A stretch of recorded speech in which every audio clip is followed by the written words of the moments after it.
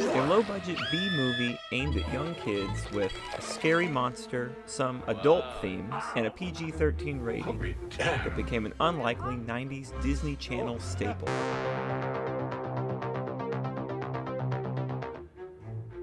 We talk Roger Corman's didn't quite become a classic, Stepmonster. I don't believe any of this. I think everyone has memories of pieces of pop culture where they kind of remember it, but they feel like it's fallen through the cracks. It's sometime in the future. Sometimes something triggers a memory from a long time ago that you haven't thought about in ages, and you wonder, whatever happened to that? In this case, we're talking about a movie, 1993's Stepmonster. It aired on the Disney Channel quite often in the mid-1990s. That's how I saw it for the first time. With Bonus on Thursday. I'm all ears. Bonus brings you a full-length flick. Monday through Friday, only on the Disney Channel. For what feels like my entire childhood, it played every Halloween on the channel. The film has a basic plot for movies of that era. A kid named Todd. His dad is about to get remarried to a shape-shifting, flesh-eating monster, and surprise, surprise, everyone thinks he's making it up. It includes a cast of familiar faces led by Alan Thicke, who at the time was popular from TV's Growing Pains. Is the movie great? No. Watching it now, you can see how low budget it really was. It keeps the number of actors and the locations to a minimum. But you can tell that the people making it are giving it their all. Coincidence? I think not. On top of that, it creates a really cool mythology for the title character, the Stepmonster, a Trapopkin, as it's called in the movie. Aren't you a little old to be afraid of the dark? It's not the dark I'm afraid of. What is it? Her. One of the 3 monsters still alive in the world, according to a scene. What the sign says. No hunting except Trapopkins. Trapopkins, Dad. Ah, Trapopkins. Monsters only exist in comic books. Well, Grandpa said Grandpa? that... George? Grandpa says that there's only 3 monsters left on the Earth. Bigfoot, the Loch Ness Monster, and Trapopkins. There are no other movies about Trapopkins. But as a kid, this movie made you feel like Trapopkins are just as viable monsters as werewolves or vampires. Honestly, I kind of wish there were some more movies about the Trapopkins. And that might be part of why I find myself pulling out the recorded off the Disney Channel VHS tape every few years to watch it again. The Trapopkin was a great movie monster. Now, some of the effects don't hold up. Hi, sweetheart. But the Trapopkin costume still looks pretty scary.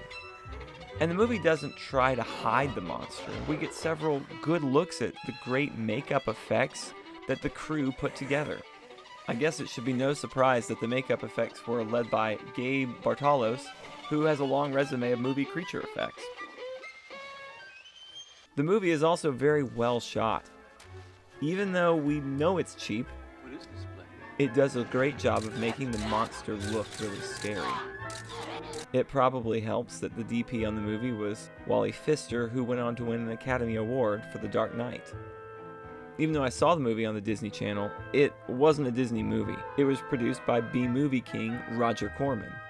Corman had originally made his name by producing movies for the drive-in circuit back in the 70s, but by this time in the early 1990s, his films were skipping theaters and premiering in video rental stores.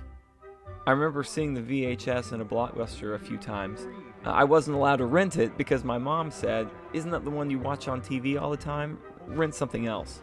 It's interesting to find out that according to Billy Corben, he's the one who played Todd in the movie, when it was first submitted to the MPAA, the movie received an R rating for too much blood. Released the director's cut, maybe? If the name Billy Corben sounds familiar, he has gone on to a great career making sports documentaries, including the ESPN 30 for 30 The U, which is one of my favorites. From the jump, the movie feels like a bigger and better film than it has any right to.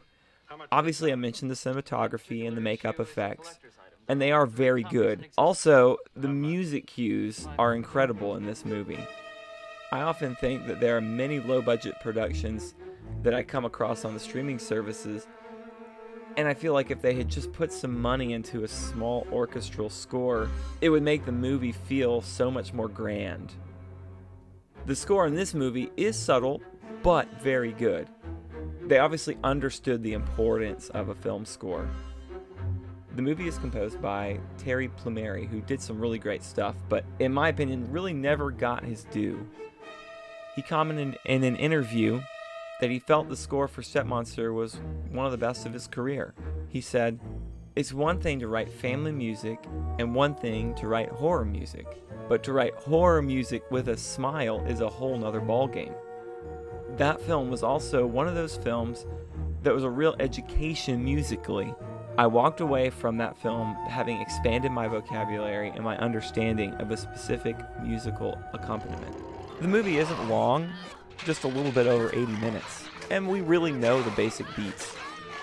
Todd is going to recognize that something is off about his potential new stepmother. She is going to convince everybody else that he doesn't know what he's talking about.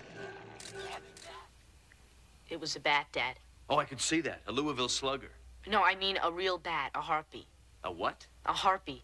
You see, it's sort of a gargoyle that protects the Trapopkin when she's in human form. Todd. You see, Denise feeds it. Denise? She's a Trapopkin, Dad. I know you're upset about this marriage, Todd.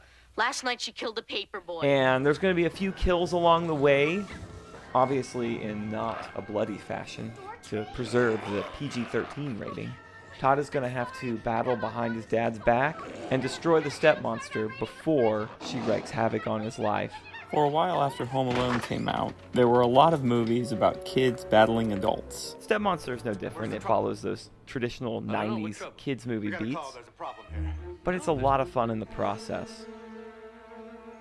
Well, if there is a problem here, maybe it's my son. For a kid, sometimes the first monster movies that you're exposed to leave a lasting impression.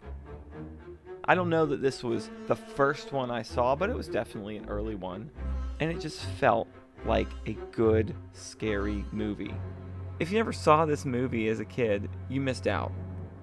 If you feel like you can channel your inner child, it is worth seeking out.